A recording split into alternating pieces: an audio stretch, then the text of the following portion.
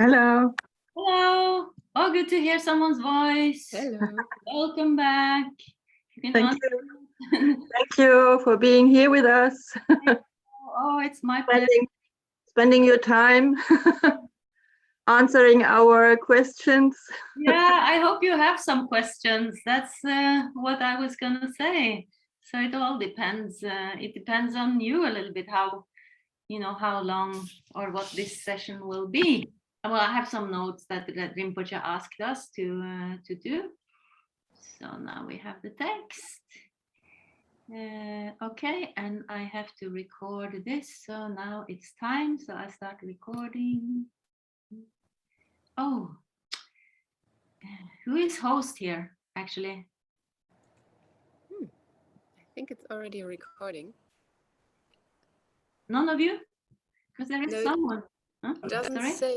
It doesn't say who's the host. That is strange. I think you can just grab the host rights. If you go to participants and then... That's what I'm doing. Claim host. Yes. Yeah. Okay, now I'm claiming to be host. Good. I feel this host key. Oh my God, what is that? I am the host. Can't I just say I am the host? Yeah.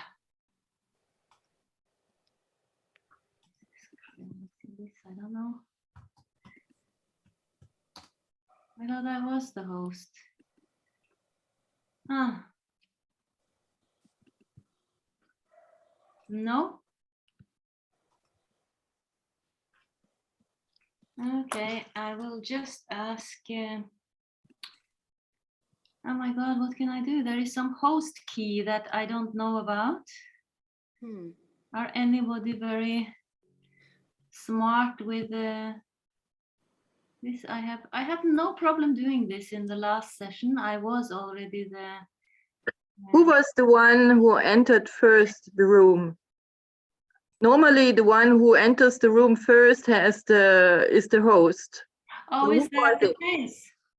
Maybe I should just quit the meeting then and we all log on again. Is that something we can do? We can try at least. Yeah, let's try that because I have no idea what this host key is.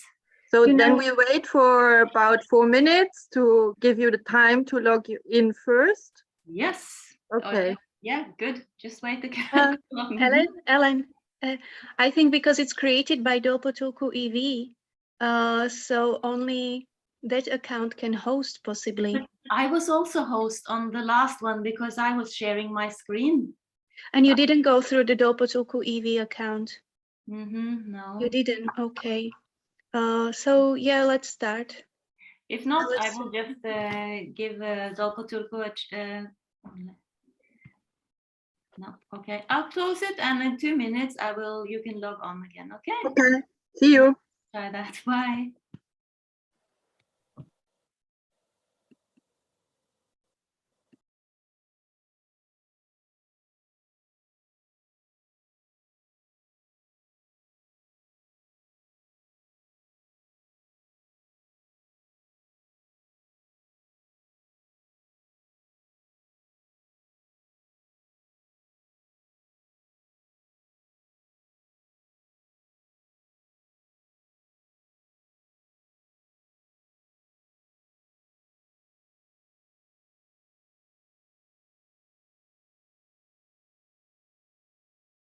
To log off and hello Konchoktupten.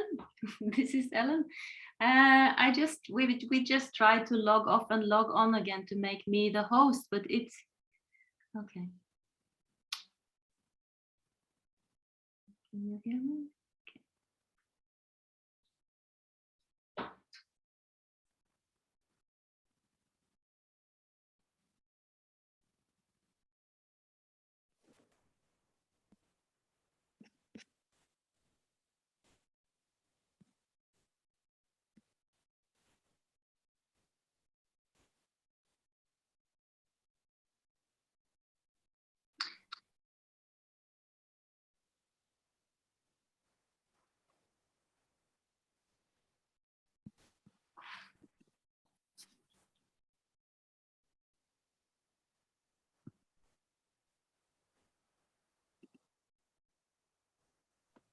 So are you host now, Ellen? How do I know that? Let's see, chat, now participants, Ellen, Johannes, and me. You can check if you actually can share the screen. You go Yes. on share screen, and if it says that host disabled participant, it means Host disabled participant screen sharing. so you are not the host. Okay, I think you need to log in into Dopotulku account. I have no way of doing that, so I will just ask Dopotulku to log on. And I can give you, I can, because I help with the Dopotulku EV. I can send you the login details, or I can ask Carmen. Yeah, maybe. I'll just send him Okay. log into Zoom and make me host. Or I can go to login because I'm going to log in and I will make you host. Okay, thank you. Then I have to leave again, or do I have to? You don't need to. You don't need to. Okay, thanks. Then everyone just stay put. Okay, sorry for this. I thought I was permanently host in this. So you can unmute yourself and say something while we're waiting. Is this your first time with taking teachings from Dopotulku Rinpoche? For me, yes. For you, yes, good. Shedra is the first Shedra. Okay. I've been hearing attending other teachings. Helena, are you from Norway? Yes, hello. So I enjoy the retreat at Nøsen. Okay, yeah. In Norway earlier this summer. Okay, yes. And there I also met you, Ellen. And yes. It was some really great days. So thank you. And I'm going to send you guys, and I should tell all you guys at some point that we're making another retreat. We have just confirmed the dates. So there will be a retreat also at Nøsen next year with the Tumo initiation. So it's gonna be full on, very, very interesting. So yeah, Rinpoche will hopefully talk about it himself. So you can all come to Norway, to the beautiful mountains, and do the Tumo. Then you should have a great background since you're on the Shedra. Yeah. So let's see if I'm now I'm host. Yes. Woohoo. Now I'm host. Good. So okay. So now I will start recording. Where is the record? Oh, I think is it recording? It's already recording. It is recording. So that must be a setting. Oh, then they heard what I'm saying. Oh no.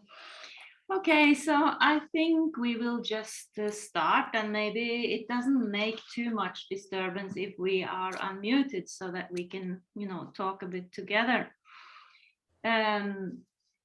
So I just asked whether you have done these teachings before,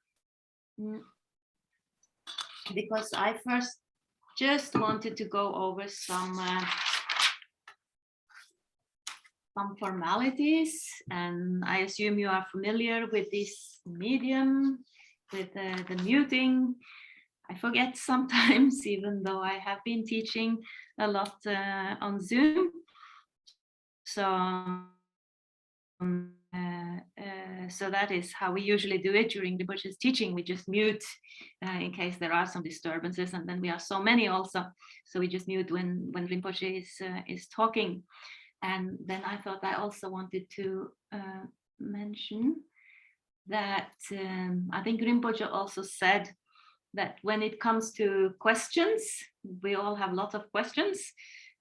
We can limit it to questions relating directly to the text and not ask so many questions in general about Buddhism, because a lot of it will. And it will be more clear during the teachings. Anyway, I think this is it's a really great text, and I understand why Rinpoche is teaching it, because Buddhism has so many different viewpoints and different schools, and actually the same term can mean different things according to each school. Yeah. So like some of you already asked, like, why is there one Buddha? Why is there stated somewhere 28 Buddhas? And then it suddenly says thousands of Buddhas. What does this mean? So even terms like what a Buddha is, what a Bodhisattva is, what enlightenment entails, it changes from one system to the next.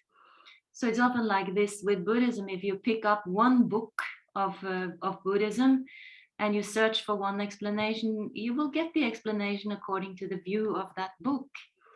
Whereas this teaching attempt to give us an overview of what all the different schools' viewpoints are, and mainly the difference between the unsurpassable Vajrayana, is that what they call it? Yeah, and what they call sometimes the lower schools, the Shravaka, Pratyeka Buddha, the ordinary Mahayana, and then the Vajrayana. So we can better differentiate and better understand when we pick up a Buddhist book, or when we hear a Buddhist saying, we can understand what viewpoint does it come from. So it will not be so confusing. So just a little bit about the formalities of these teachings. I just want to check in with you that you all have access to the Google Drive files, yeah?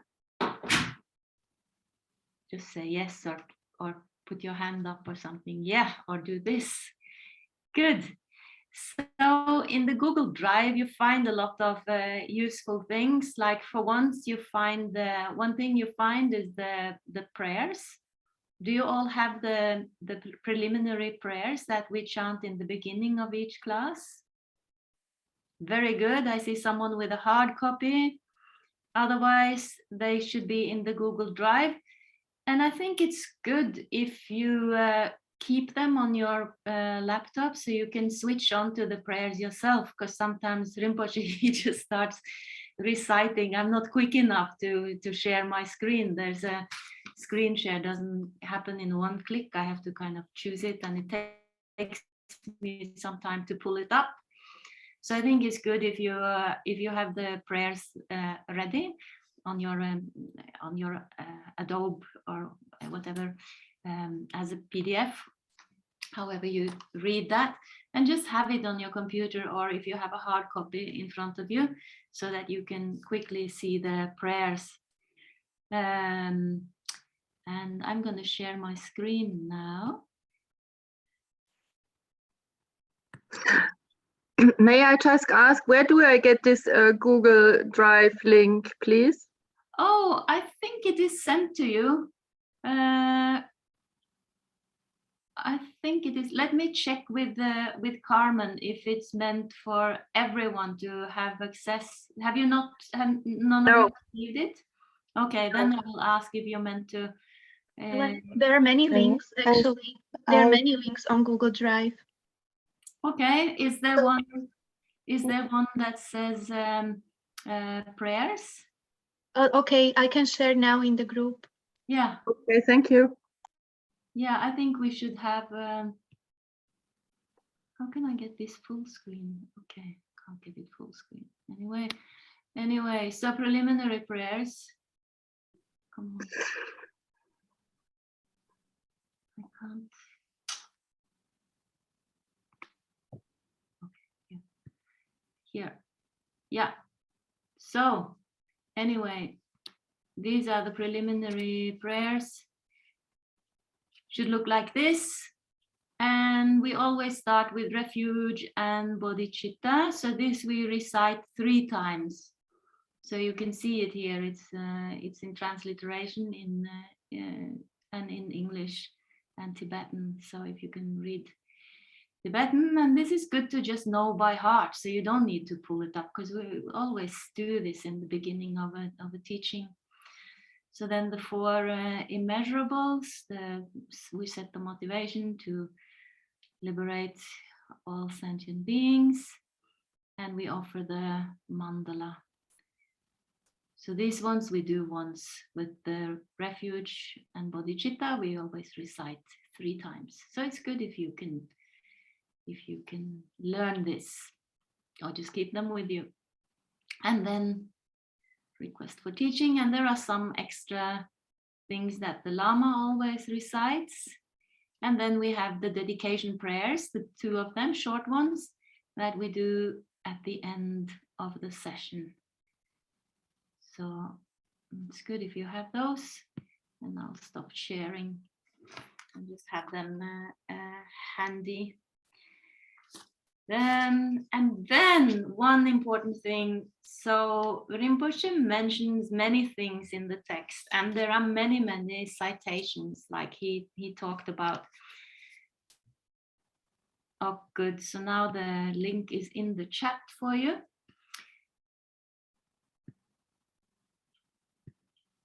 There are always many citations in the text. So there is a formality about Buddhist texts, and you find that in these texts as well. It always starts with an homage, like praising the Buddha, the Bodhisattvas, or Manjushri, depending on what kind of text it is. And then there's promise to compose from the author's side, and then the main text starts. And it's a custom to make many citations. So like Rinpoche says, some of them are really important, and some of them we can kind of just read, but so we can just do that according to what Rinpoche considers the important ones. But in general, this is a custom, because you don't want to, as the author of a Buddhist text, to give the impression that you have made it up yourself. So you always want to cite other sources, and the scholars who write the text, they are also very learned. And even if you go to a live teaching, they will quite often pull up many texts that they refer to, that they know by heart. So it's a custom in scholarship, and it's also a way to show that, well, you didn't invent this yourself. It actually has some real sources you can relate it to something that is previously said or written. So that's about the citations. If you are curious, you can look them up, of course. You can, like Rinpoche says, you can go to the Google Rinpoche. You can Google things. There's actually a lot of material available for you online. However, I would say that you have to be a little bit careful about your sources, because what we are learning is that there are many viewpoints within Buddhism, right? There is the Hinayana view, the Mahayana view, and the Vajrayana view. So if you Google something and you pull up a random source, you might only get one explanation from one of the viewpoints, right? And that might not be the full explanation. So if you Google Buddha or Bodhisattva, you might get the viewpoint from one of the schools only. So there are some better sources, I think. So I just mention a few. There is, rather than using, so Wikipedia can be okay. Quite often that will come up. There is something called Rigpa Wiki. That is a Buddhist scholar's site that is quite reliable and have very precise explanations. So that's something you can keep in mind if you're trying to find answers or find out more, like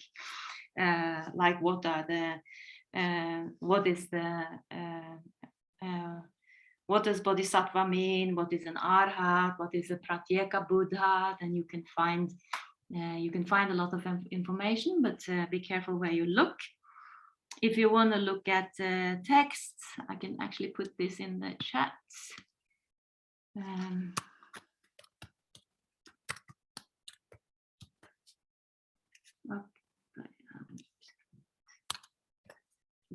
Wiki is a good site, and Longsawa House is a good source for text, for translated texts. Yeah. So, as you know, you find many things on internet. So there was then, I think that is clear. There were some things that Rinpoche pointed out, or some things he mentioned that I just want to go about. So he mentioned he actually mentioned the summer retreat. So how do we know historically when the historical Buddha lived? And there are different. Generally, it's difficult to find the exact time for anything within the Indian history. They were not that concerned with posting the precise time, so we can see it in relation to, we can only relate one text to another, so it's often like philological evidence that can make us certain about when something happened, or some reference to something else that we can find. So we think the historical Buddha lived about 2,600 years ago, and that date have been pushed a bit back and forth throughout history. And not to have any confusion, we have to distinguish between the historical Buddha, who was called Gautama Siddhartha, or we call him sometimes the Shakyamuni Buddha. So he was, as you know, who have been in Nepal, he was born in Nepal, and he was from the Shakya clan that still exists that is still present in Nepal. So there is a historical Buddha that was born and passed away, and lived this life with performing the 12 deeds as a Buddha that we will probably talk about in the next session. So there is a historical Buddha. There is also a later view of the Buddha, so that keeps changing over time. So later in the Mahayana, the idea of the Buddha becomes more of an emanation. It's more the principle of enlightenment that incarnates and has emanations. And so there we have, so then we have many Buddhas and many universes. That is kind of the Mahayana worldview. There was also mentioned somewhere the 28 Buddhas. So these are 28 historical Buddhas that have lived through the previous eons. So we're talking about a very long time here. But this you can Google, for instance, and you will find names of all these historical Buddhas. So this is also from the Hinayana or Theravada perspective, that there has been these 28 Buddhas that have actually lived and that have names that have been historically existing throughout the times. But then when you come to Vajrayana, there are so many Buddhas in so many universes. So that's a different perspective. So not to be confused, and that's precisely why we're studying this text, to understand these different views. However, as to when the historical Buddha lived, so Rinpoche mentioned about these summer retreats.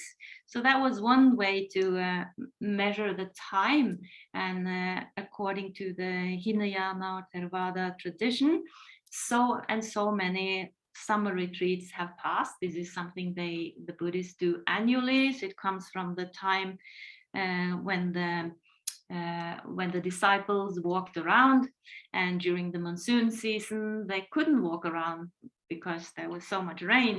This was before they had monasteries, so they were wandering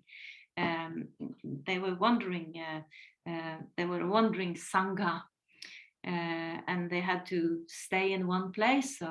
So according to this tradition, they do the same. Even if they have monasteries now, they still do a retreat during the summer when they don't leave the monastery, and they do intense practices and so on. So this is what Rinpoche was referring to, and according to the time measure, it can be measured by how many summer retreats have passed. And in the Hinayana tradition, as Rinpoche said, there is an unbroken lineage. So they can say exactly this amount of summer retreats have passed since the passing of since the Buddha's time. Whereas he said in the Mahayana tradition, it hasn't been going on continuously. So that's what that referred to. Is there any questions? I mean, you can unmute yourself, or you can put a question in the chat if you have one. Otherwise, I'll just go on. Okay. Then we come to the next point. What is mentioned here is the Buddha's awakening, and then it's talk about the 5 paths. So are everyone familiar with the 5 paths? You can lift your hand. How many knows about the 5 paths? Oh, all the hands are up. Many hands are up. Mm-hmm. And some I can't see, so I don't know. So anyway, the 5 paths, they are the stages from an ordinary being to an enlightened being, or to becoming a Buddha.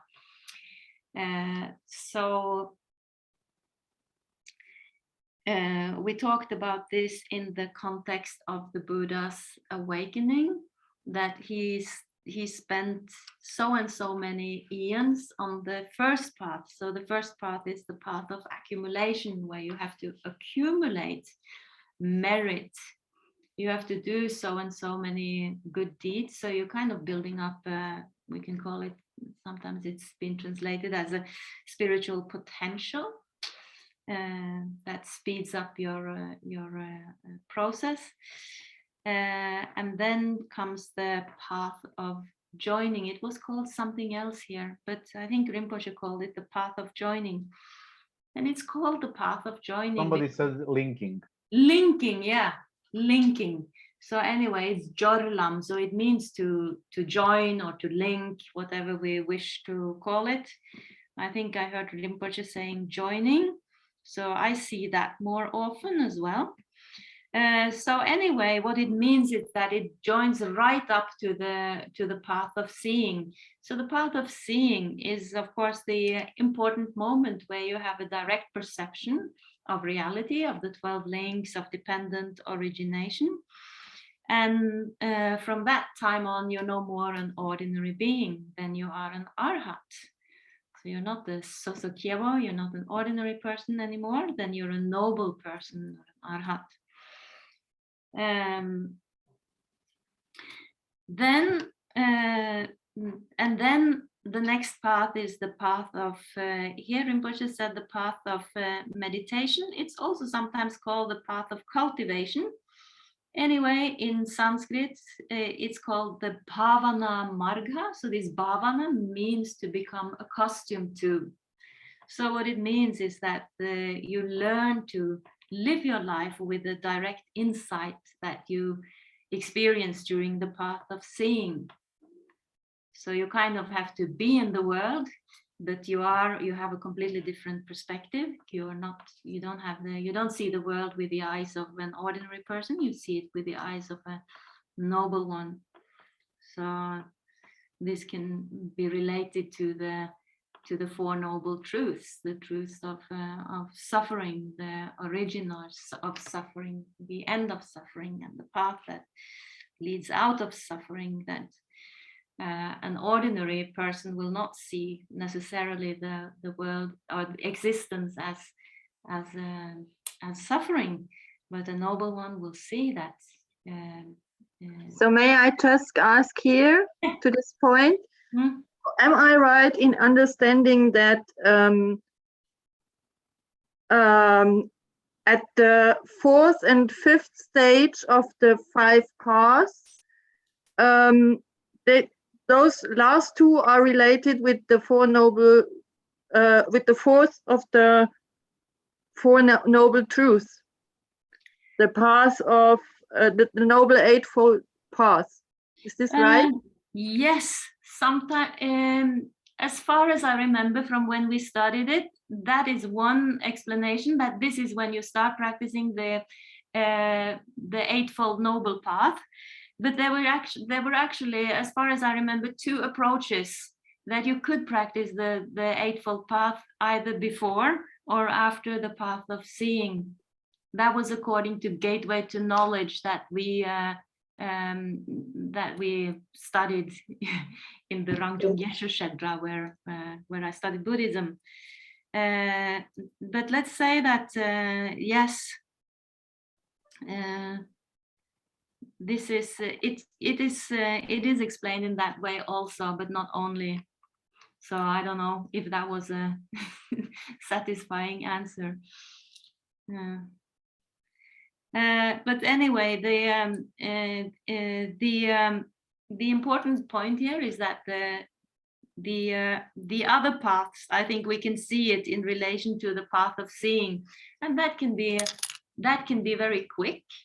That is just an immediate insight, where you really see reality as it is. You see that the nature of existence is marked by suffering, and you see dependent origination. So you see this kind of universe of relativity that that Buddhism is founded on, and then you have to live with that and purify your residual karma. You still have some subtle stains left, but there is really no turning back from that point. Yeah. So anyway, it was said in the text that the historical Buddha, he spent 3 eons. He spent a very, very long time accumulating merit. His enlightenment, he traversed the other paths in one single sitting, in one night, sitting under the Bodhi tree. So we're going to talk more about this in the coming days. So this was one view. This was the view of the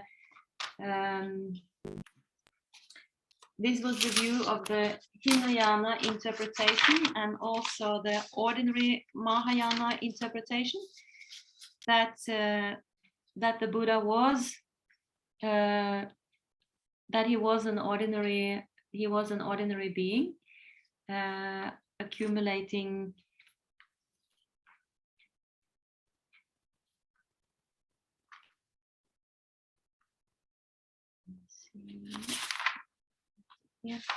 ordinary Mahayana. Let's see. And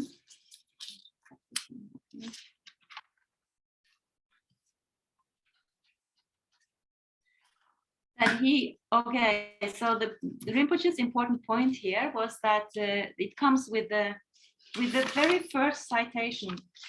Let's go back to that. I'll share my screen again, because Rinpoche really pointed this out.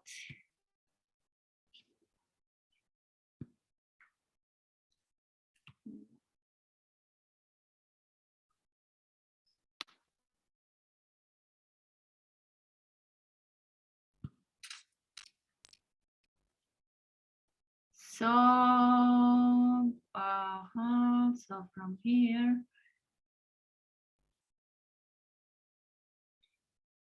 So from here, this citation he pointed out from the scriptural transmission of the Vinaya, O Sugata, whatever your form is like, whatever your continue lifespan and realms, and whatever your noble and sublime marks of perfection, may I swiftly accomplish the same. So let me just ask, why is this first citation so important? Now anyone can answer.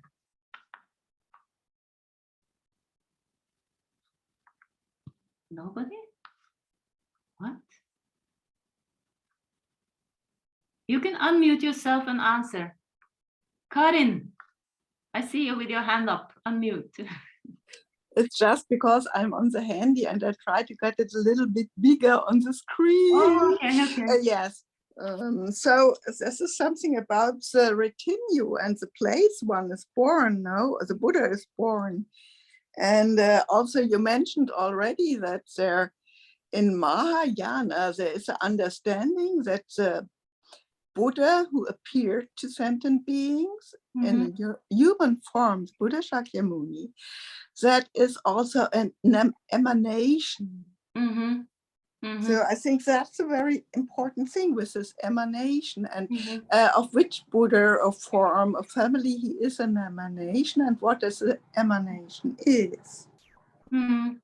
But Rinpoche doesn't mention emanation, the word emanation. He mentioned that the body which appeared like a common human being was under the Bodhi tree in Bodh Gaya in the form of desire, but because with a strong decision not to get up from this session, he was sitting there with all these accumulation, not to give up before he's not totally enlightened past all the 5 paths. So his mind went to Aganishta realm, the formless realm, where he got enlightened because he got the consecration of all 5 Buddhas.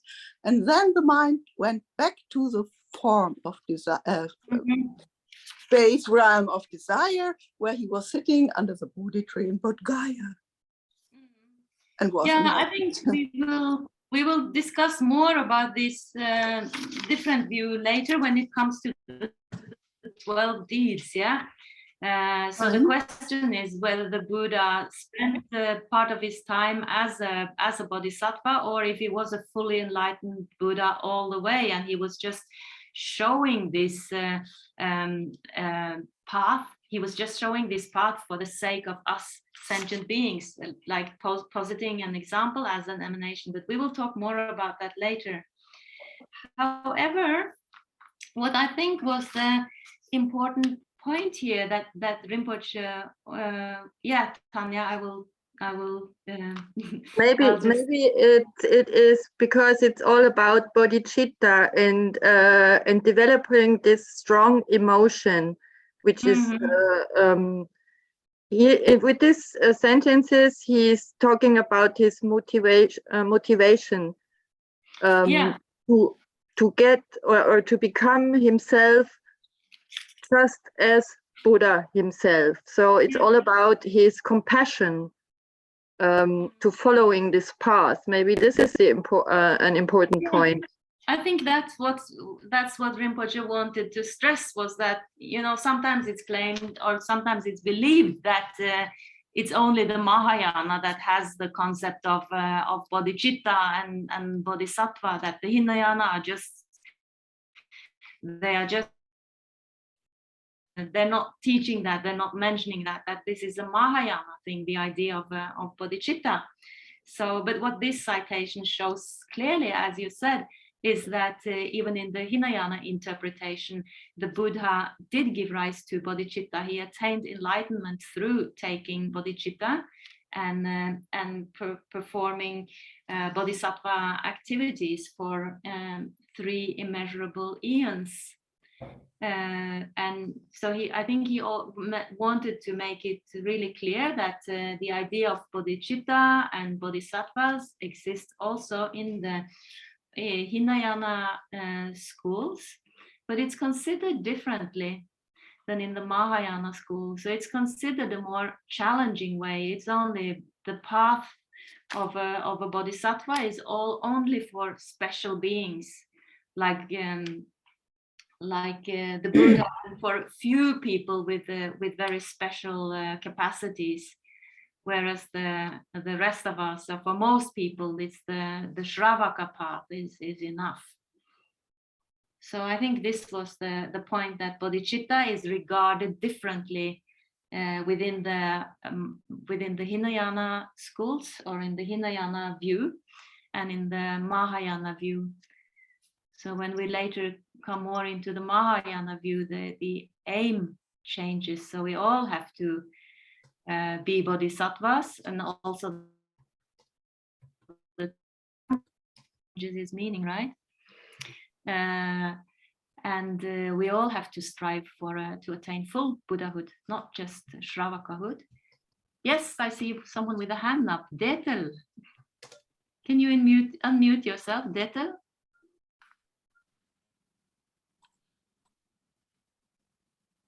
Hello, Detel. Oh.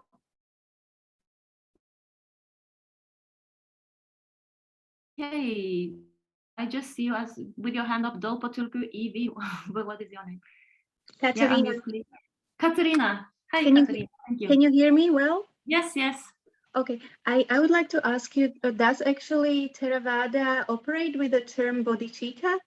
Because I know in Pali Canon is something like metta, like loving kindness, which is a practice of 4 measurables in Mahayana, one of the 4 measurables. But I'm not aware there would be word bodhicitta. Or Yeah, good. Yeah, I don't speak Pali, so that I don't know if it's. I would assume they have. I would assume they have the word, because in Tibetan is the bodhicitta, the mind of enlightenment. I would think it is. Let me see. Where is the Tibetan text? I will ask. That's maybe a question for Rinpoche. Okay, I thought so. Let me just see if I can find the Tibetan text here and see, because they translate very directly.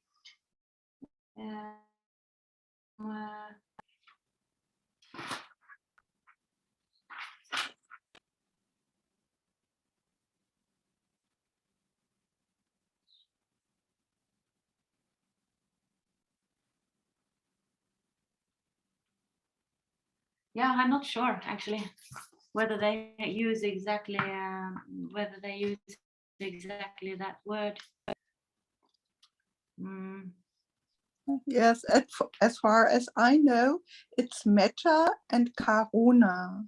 Yeah, These 2 words. compassion and Karuna, because metta is more like a loving kindness. When Yeah. you have 4 measurables, when you practice aspiring bodhicitta, when you try to develop aspiring bodhicitta, loving kindness is one of the practices, but it's not bodhicitta. Metta. But maybe karuna, you are right now, I remember.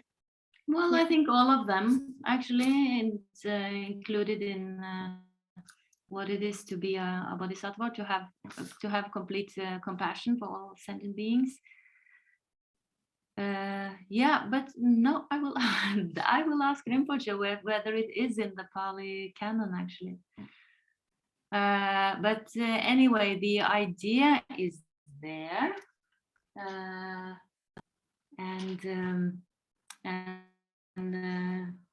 yeah, this was what he wanted to point out.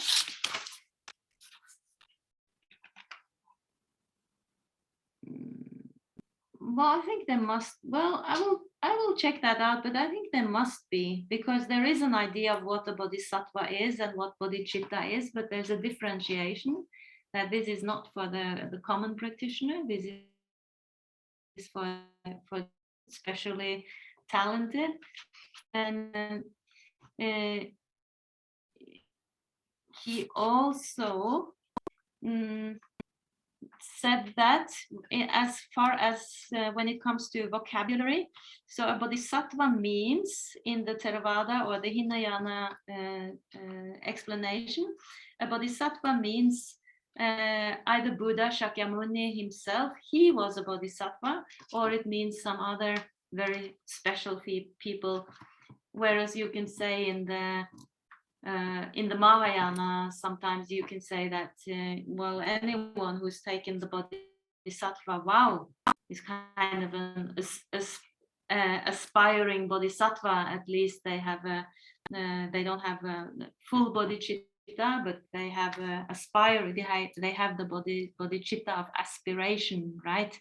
As soon as you've taken the vow. So also the aim is different, because the aim is to be a enlightened Buddha. So I think it must be there, since Rinpoche mentioned it, that bodhisattva has a different meaning. There must be a term for it. Okay.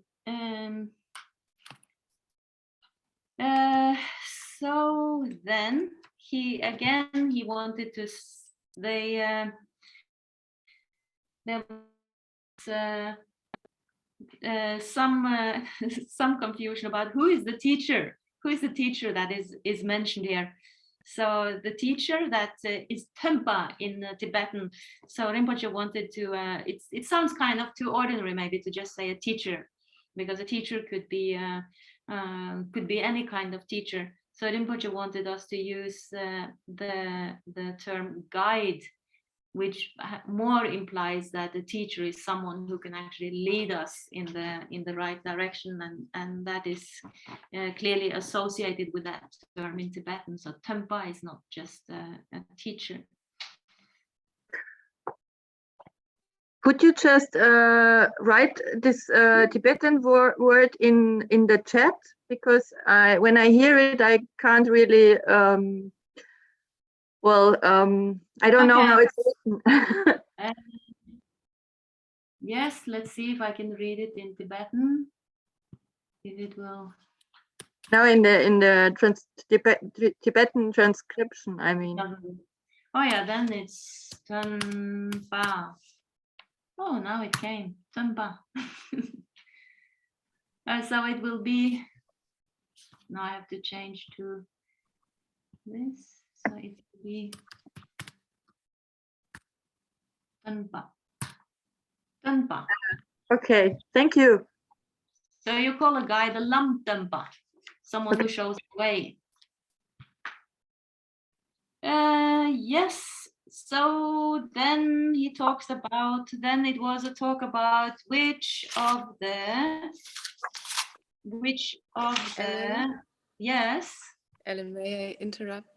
Yes, of course. And ask you about the symbol of rhinoceroses in this quotation. Do you know about it? Yes, yes. Yeah, more terms here. Why you did you want to say something, Dette? You have your hand up. I can't hear you. You have to. Who, me? Yes. Excuse me, I use another computer. I'm actually Christian. Oh, you are Christian. Okay, send me an email. Sorry, I want the question about the Mahayana and Vajrayana. I know Vajrayana is part of Mahayana, and Mahayana they have two times in ways, Sutrayana and Tantrayana. Okay. Yana is the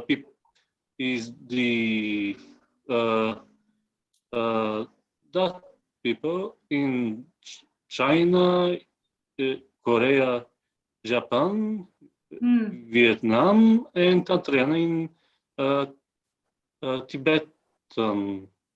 Yeah. Tibet. Can I answer that Okay, can I answer that? I just wanted to go back and answer who was asking about Alina. someone with the reference to rhinoceroses. Alina, yes. So rhinoceroses is a term that is used in association with the Pratyeka Buddha, which can be translated with solitary realizers. It means that they stay by themselves and they don't have a teacher. So there's a differentiation between a Shravaka and the Pratyeka Buddha. So a Shravaka is called a listener or a Nyente, someone who listens to the teachings and learns, and their aim is to be an arhat. And Pratyeka Buddha, they don't have a teacher. So they are compared to rhinoceroses because they always go by themselves. They don't go in a flock. So they have the Pratyeka Buddha. They will not have a teacher in this life, but they will have accumulated merits in previous lives, and they will have had teachers in previous lives. So in this life, they stay by themselves, and it's their realization is regarded a bit higher than the Shravakas. So that is a term associated with them. Great, thank you. But I know it's all these conventions that comes up in a text like this that also makes it interesting and rich. But it can also be, what is the rhinoceros doing here in this text? Yeah. So to answer Detel about I think you asked about the general differences. So Buddhism, I can just answer that very short. So we will learn more about these different schools of Buddhism during this course. But you can say that that Buddhism originated in India and it spread from there to other countries. So while Buddhism developed throughout history, depending on at what time it spread to other countries, they went and got the teachings in India, took them back to their country, and they continued practicing these teachings. So therefore, where Buddhism first spread was to Sri Lanka. So that happened already we think in the 3rd century before the Common Era. And at that time, the practice of Hinayana was predominant in India. So in Sri Lanka, they kept practicing these teachings, the early teachings. And from Sri Lanka, it spread further east to Thailand, Laos, Burma. So they have been practicing these schools. A bit later, during the Mahayana period, when that developed in India, the teachings spread to China. So therefore, in China, they are practicing Mahayana. And of course, it also mixed with the culture of the country that it traveled to. So it spread again from China to Japan and Korea, and they practiced the Mahayana teachings. And then in the 7th century of the Common Era, the teachings spread from India to Tibet. And at that time, Tantra was widespread in India. So in Tibet, people practiced Tantra, Mahayana. They practiced both Mahayana and Vajrayana. So it really depends on what time Buddhism was, you can say, imported from India. Yeah. And now it spreads to the West. So now we have maybe a new era of spreading and mixing with a different culture. Yeah. Okay. So then I just have some notes here. there was mentioned also that the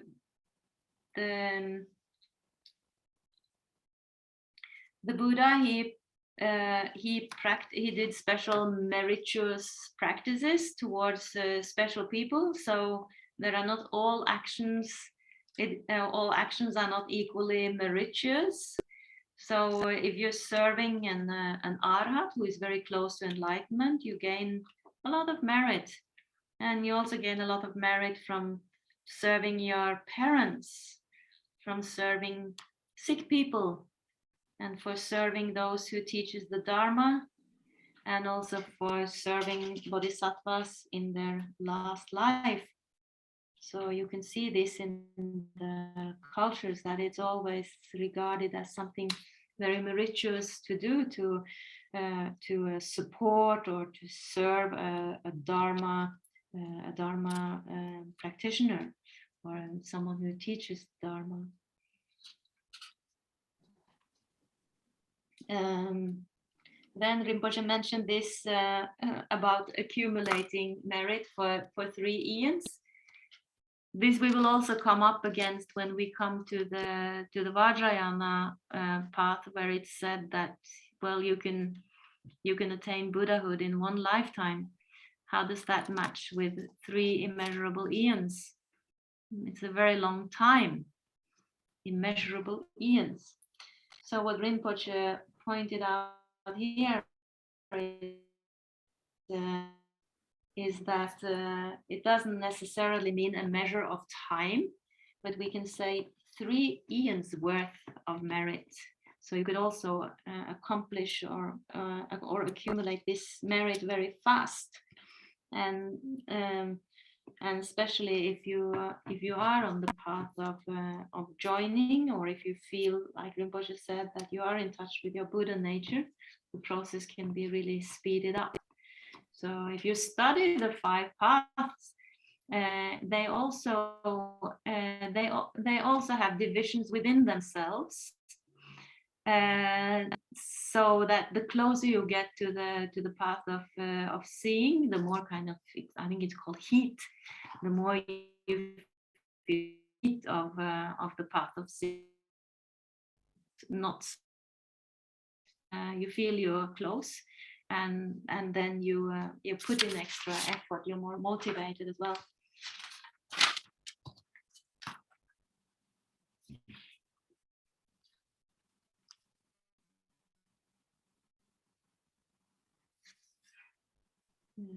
Okay.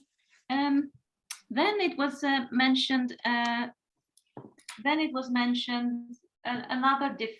Another important difference between the Hinayana and the Mahayana when it comes to how beings are regarded. Does anybody remember that? They're called the classes of beings. There are different classes of beings. Anyone? Hands up.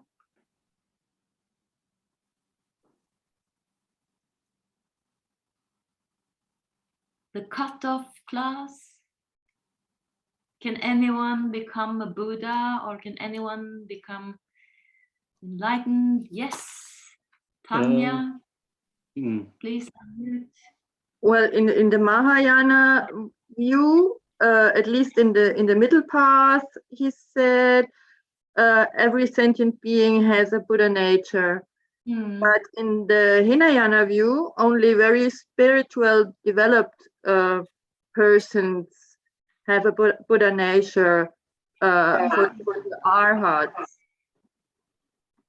Is that what you were referring to? Or yes, that's what I was. Yeah, that's what I was referring to.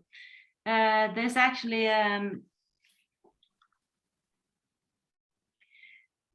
4 different classes. So it says that it's held that people are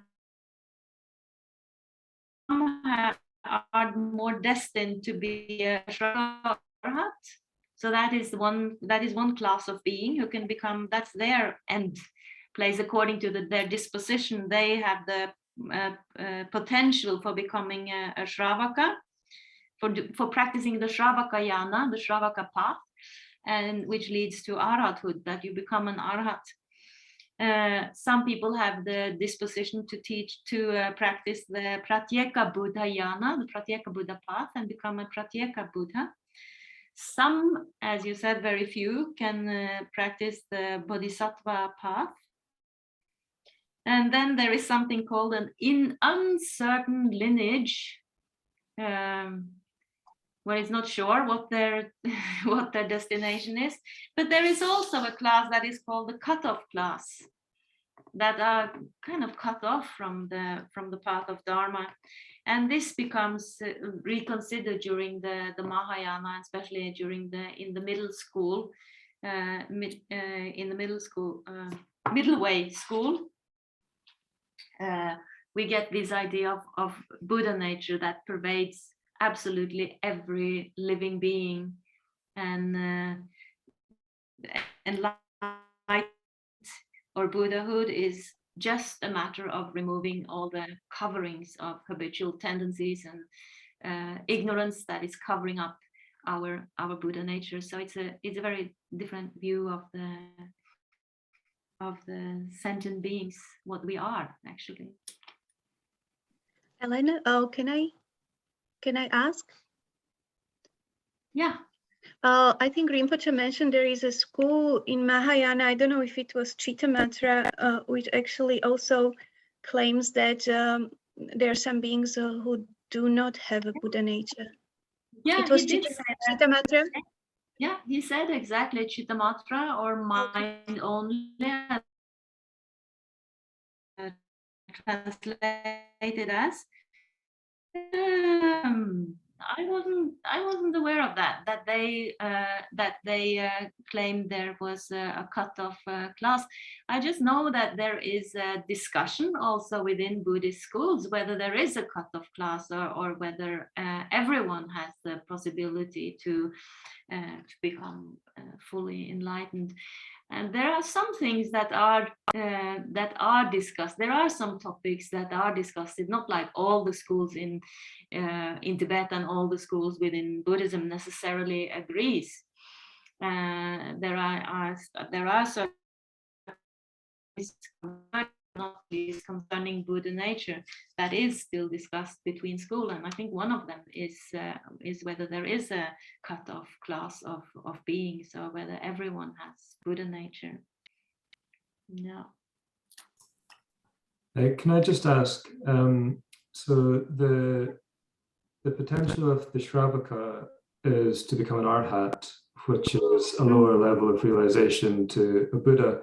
But what about a Pratyeka Buddha? Is a Pratyeka Buddha the same ultimate level of realization as the Bodhisattva?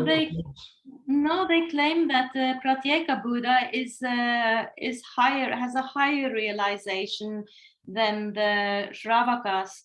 So this boils down to what extent they have realized the selflessness of the self and of phenomena, or the emptiness, we can say, of the self and phenomena.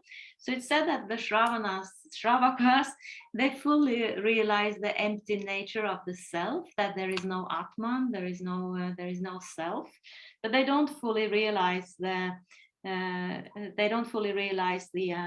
absence of a self in phenomena, or that phenomena are selfless. Whereas Pratyeka Buddhas, they have a higher realization, because they realize not only the selflessness of the person, but they partly also realize the selflessness of phenomena. So it's still a part realization, where only the Bodhisattva have the potential for the full realization. Yeah, right. They have the full realization of emptiness of both person and phenomenon. Yeah. Thank you. So that's the difference. Okay, someone else raise their hands? No? Okay. Hello. Yeah, hello, Detlef. I want to say in Tibet Buddhism, when people, someone wants come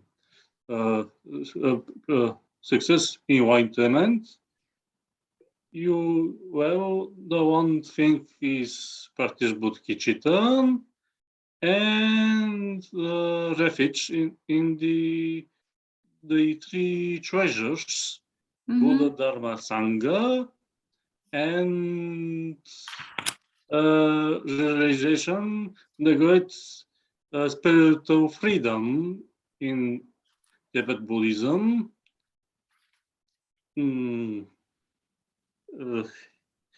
And so, what was the another?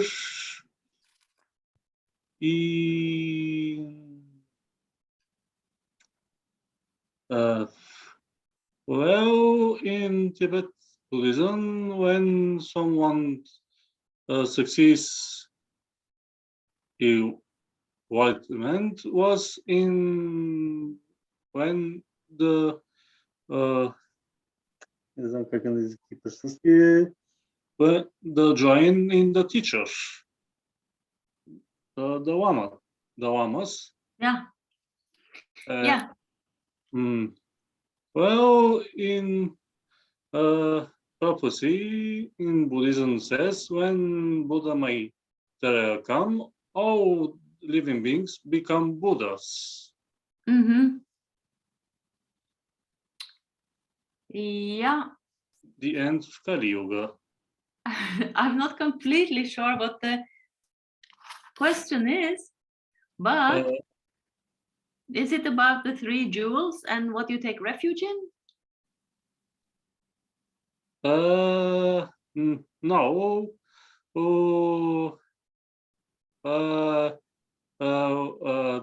Do you someone will be white man when he's finished his training in his spiritual teachers, never mind is Theravada, Vajrayana or Mahayana? There's a very different role of the teacher, whether you practice within the Theravada, the Mahayana, or the Vajrayana. So in the lower vehicles, in the Theravada and also in the Mahayana, your teacher is like he is like a guru. When you practice on the Vajrayana, you have a different view. Then you say that then it's important to have then you have a lama. Your spiritual teacher is your lama, and you have what is called samaya with the lama, that you have an unbreakable bond. You form an unbreakable bond with the lama. So the lama can potentially install in you the realization of the nature of thing. He can open your mind to its true nature. So for that, it needs to be a very strong bond. It needs to be a full trust. So there's a big risk connected with that. And when you take refuge, yes, you can take refuge in the three jewels, but the notion of what the three jewels imply also differs within the three vehicles. So we say in Vajrayana that the Lama, he represents both the Buddha, the Dharma, and the Sangha. So you take refuge in your root Lama. So he embodies all the three jewels. So that is enough. Whereas in the lower vehicles, you have a more literal understanding of the three jewels, the Buddha as the historical Buddha within the Hinayana, the Dharma as his teachings, and the Sangha as the community of arhat, of realized beings. Yeah. So this, we have to be very careful with this terminology, because it changes meaning also according to each school. And this is probably what we're gonna learn more about. What does it mean, the Buddha in the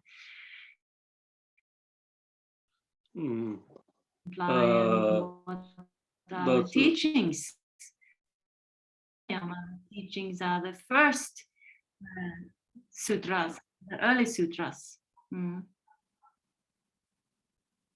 So I think we will study, now we are, like Rinpoche said, we are gathering the ingredients for making ice cream. We are sort of gathering or learning about these different viewpoints, that there are getting to terms with the fact that there are different schools, there are different understandings of such basic things, and as who is the Buddha, what is the Buddha, and what did he teach? What are the Buddha's teachings? Are they the early scriptures? Are they the Mahayana sutras that emerged long after the Buddha passed away? Or are they the Vajrayana teachings that emerged even later? Or the treasure teachings that are still in fact discovered until this day? So all these terms changes over time. So this is what we are learning now, and this course is for 4 years. So once we have this basic understanding, we will approach the Vajrayana later. So I think that comes in the last year. I think we will study the Vajrayana path. So what we're doing now is like really laying the ground, because all these teachings, they build on each other. And the terms that we're learning now will be reinterpreted in once you come to a higher school with a higher view, a higher aim. So this is important to keep in mind, that now we just focus on learning what we're learning here, the basics. What are the who was the historical Buddha? What was the cycles of teaching that he taught while he was in his human form? And once we know that, and we will get to that next time, probably the classification between into the 3 Pitakas, once we know these basic things, the view of the Bodhisattva, what is a Bodhisattva, then we can start to understand how these ideas developed over time. Yeah. We don't have to learn everything, and we don't need to understand fully yet what the Vajrayana path implies, how it's practiced, and so on, because that will come later. Now we can learn some lists and some terms, and then we have a good foundation to build on. It's interesting about that.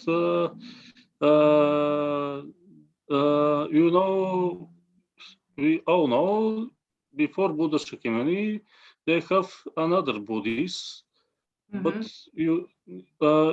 we not have any historical documents for their existence before Buddha Shakyamuni. Why is that? Well, there is actually. I don't know if you would call it documentation, but there is and this is something you can Google. You can Google the 28 Buddhas. There is a claim that there has been 28 historical Buddhas previous to the Buddha Shakyamuni. So this is the historical view of the Buddha. You know, seeing the Buddha as a person who is an historical person, who lived a human life until his enlightenment, and he is one in the line of many Buddhas. So that we can actually see he's not the first to become a Buddha. Not at all. There are 5 Buddhas in this eon. So we're talking a very, very long time back in history. Yes, Buddha is the whitened creature who free us for the suffering in samsara. But Buddha is more of human being. Buddha is not a god. He's not a god. He's not a god. There are different views of the Buddha, like we learned in this lesson, that according to the Hinayana school, the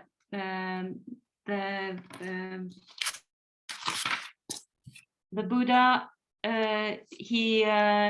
he was a bodhisattva and he practiced for 3 immeasurable eons. And then he attained enlightenment, and he was no more an ordinary. He was no more a bodhisattva or an ordinary being. Then is the Mahayana view, the ordinary Mahayana view, that he practiced as a bodhisattva for 3 eons. Then he was actually enlightened in the Akanishta realm, and he came back to Bodh Gaya and displayed enlightenment there. And I think we will learn more about the uncommon view next time, that he was already, well, the extraordinary Mahayana and Vajrayana interpretation that said the Buddha didn't Buddhahood or in the realm of formlessness.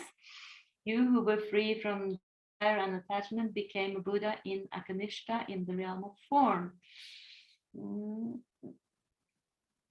So it was an emanation who awakened to Buddhahood in this world. So here comes the word emanation again. Yeah, this is on page 10 of the text.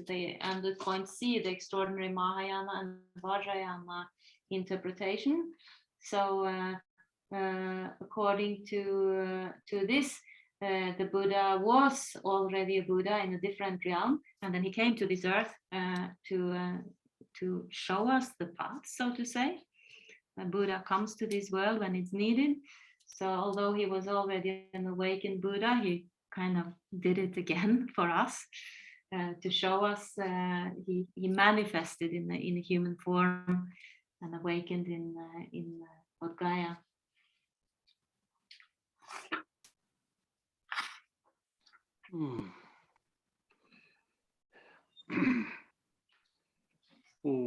Well, in Buddhism, we not have conception of God and source, but it's interesting. We not any cosmology about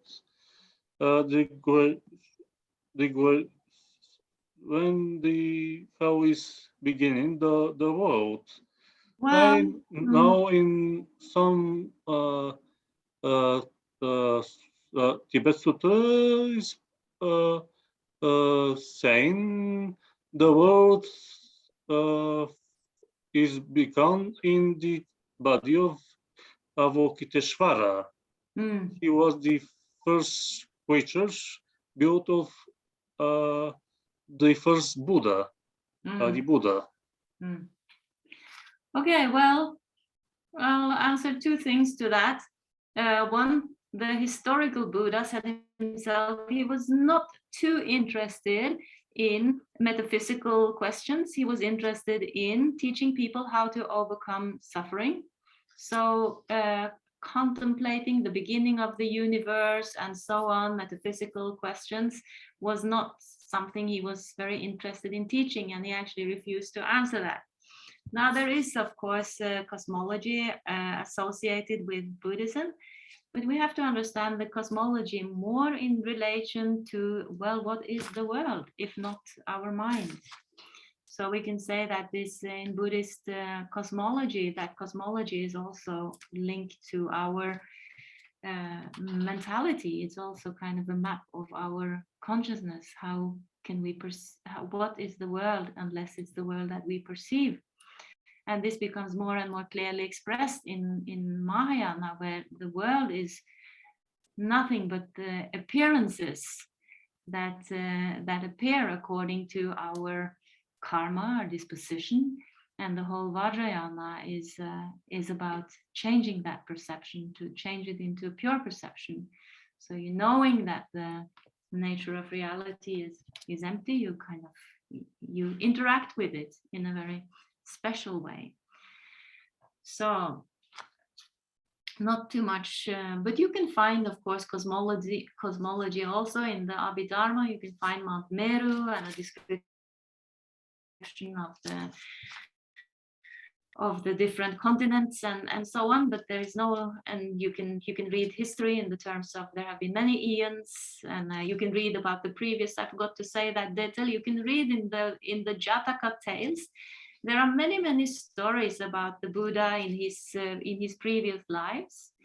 So there are some, but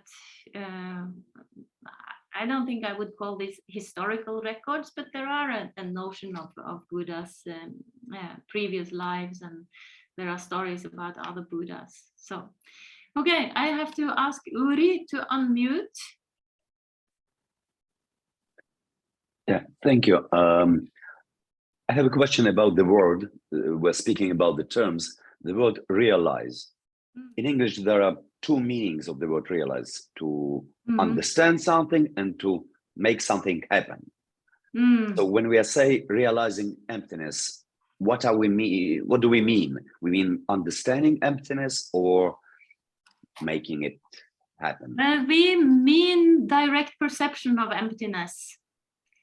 So I think this might come up what we call pramana.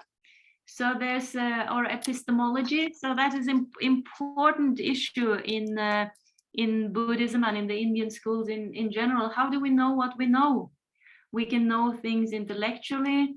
We can know things by inference, and we can know things by direct perception. And within Buddhism and also within yogic schools, they say, well, we can know only by direct perception. So first we can understand the nature of reality. We can understand that things are empty of characteristics. We can understand that intellectually. That is not so hard to understand, that colors and so on, things that we see, they only exist according to our sense perceptions. Yeah, there is no color green anywhere except it's something happens in our brain and our eye cells. But to see that the whole world is actually I wouldn't say an illusion, but it's just made up of causes and conditions. To have a direct perception of that is something else. So that's what is meant by realization. So there are two. Hang on. Oh, I have to think. There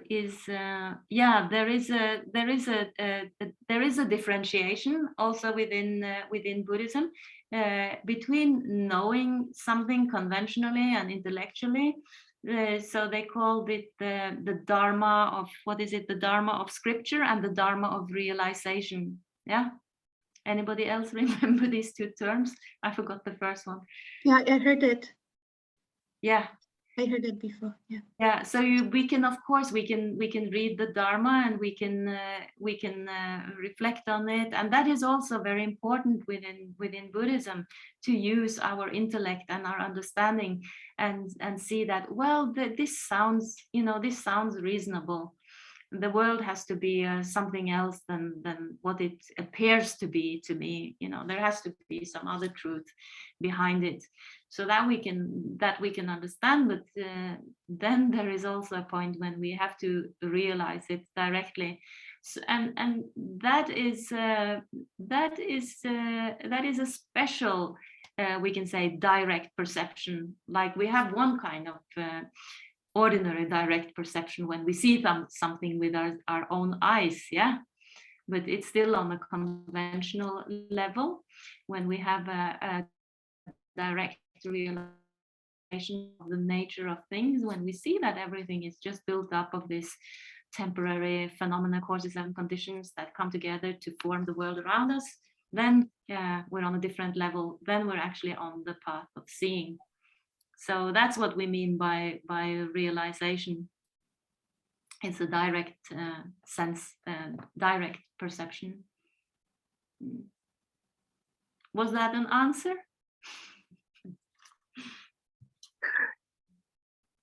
No. Yes. Maybe one could say also the one part of realization is the intellectual understanding, and the second part is the experience of it. Yes, so exactly. Not only mentally understanding, but experience it. And yes. So in a way, what Uri said before is already implemented in these two connotations of the English word realization, or to realize, because it exactly says, but realizing in sort of understanding, but also realizing in doing it. Yes. Or one could say experience it. So I think it fits perfectly. Yeah, so that's why, you know, in the Buddhist learning, we also say that we have to approach it in 3 ways. Te Samgom in Tibetan, which means listening, learning. That is the first level. Then it's contemplation. Then we have to contemplate it. And that, I think, is the stage where you have this ordinary realization. Aha, yeah, this is how it has to be. That's one kind of realization. And where you go into a deeper state, you know, and you realize it directly, without words, without concept. Because when you really realize something deep, it's beyond words and concept. That is sort of, we realize something that is not within our frame of reference, it's outside it. So we can only approach it through meditation. So all these levels of learning are very important. That's actually the Buddhist path is like that. Yeah. Okay, so last one. I forgot. Okay. Katrina. Huh, Katrina? Yes. Katrina, yeah. I would like to ask you about the sadhana treasury of blessing, because that's what Rinpoche mentioned during teachings relating to this section about Hinayana view of teacher. Oh, did he? I think he mentioned treasury of blessing, or Buddha Shakyamuni sadhana, or. Okay, yeah, I think he said something like that. That's why we practice the Buddha Shakyamuni sadhana, treasury of blessings. That might be one of the treasures of Longchenpa. There is a sadhana treasury of blessing. Okay. And I wonder if it's because we praise Buddha Shakyamuni, Lama, Tompa, Chomdende, and so on, and we take refuge in you. Is it considered Hinayana practice then? Is it? Probably not if it's written by Longchenpa. I don't think it's a Hinayana practice. I think the practice of Mangala. It says this was written by Mangala. Mangala, I don't know. Okay. I don't know. I have done it. We have. I have done it in some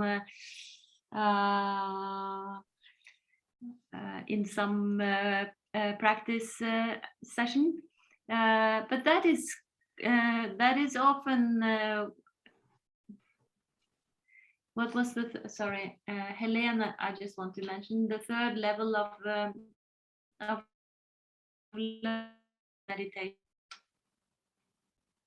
Yeah, you can say where we implement the teaching. I'm not sure about this practice. I just know that the practice of praising the Buddha is something we do very at the beginning of the path. what is it called again? Treasury of blessings. But I wondered if it's a Hinayana practice, because he mentioned it in section about the Hinayana view of teacher. But at the beginning we do refuge and four immeasurables. But four immeasurables is actually a very old practice. That is part of the Hinayana as well. Yeah. And we praise Buddha as Arhat. I don't know if it's is a Buddha praised as Arhat also in Vajrayana practice? No, he's praised as a fully, completely perfect, perfectly realized Buddha. But at the same time, we do visualization of Buddha Shakyamuni, but this is not something which is common in Hinayana, like in Theravada tradition, right? Of blessings. I think this was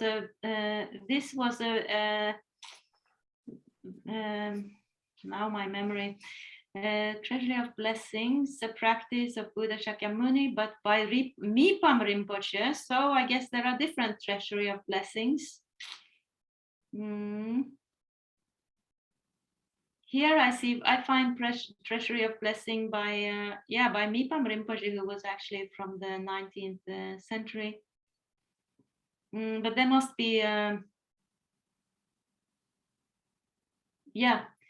okay.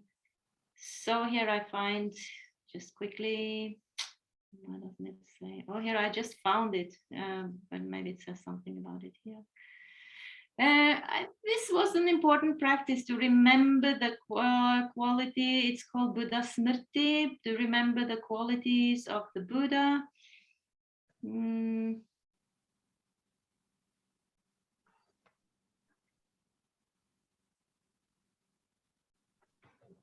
This must be a very old. Like, I think I'm quite confused about what does it mean Hinayana in Tibetan tradition and Hinayana in Theravada tradition. Yeah, exactly. So we're trying actually in these days not to use the word Hinayana because it's considered a bit denigrating to call something the lesser vehicle as opposed to the greater vehicle.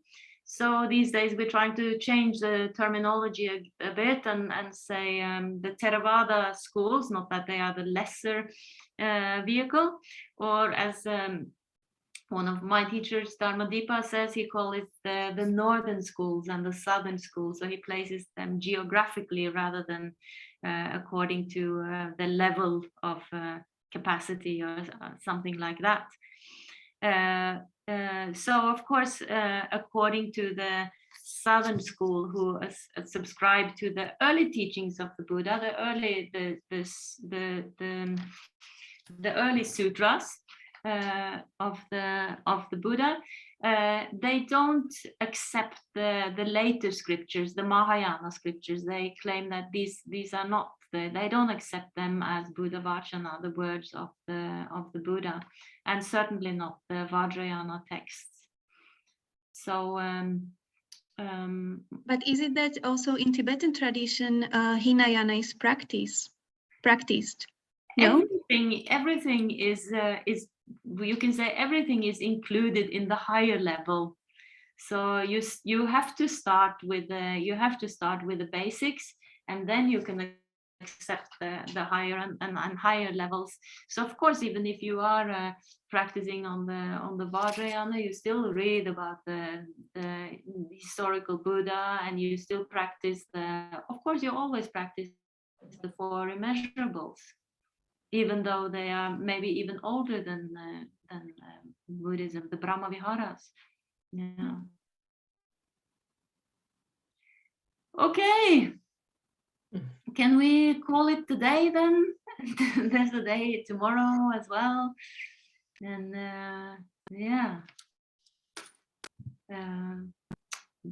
thank you for showing up here. Okay. Thank you very much. Thank you. Okay. See you tomorrow. See you. thank you. Bye. Thank you for sharing your knowledge. That's Derek. Bye. Bye. Bye. Ciao. Bye.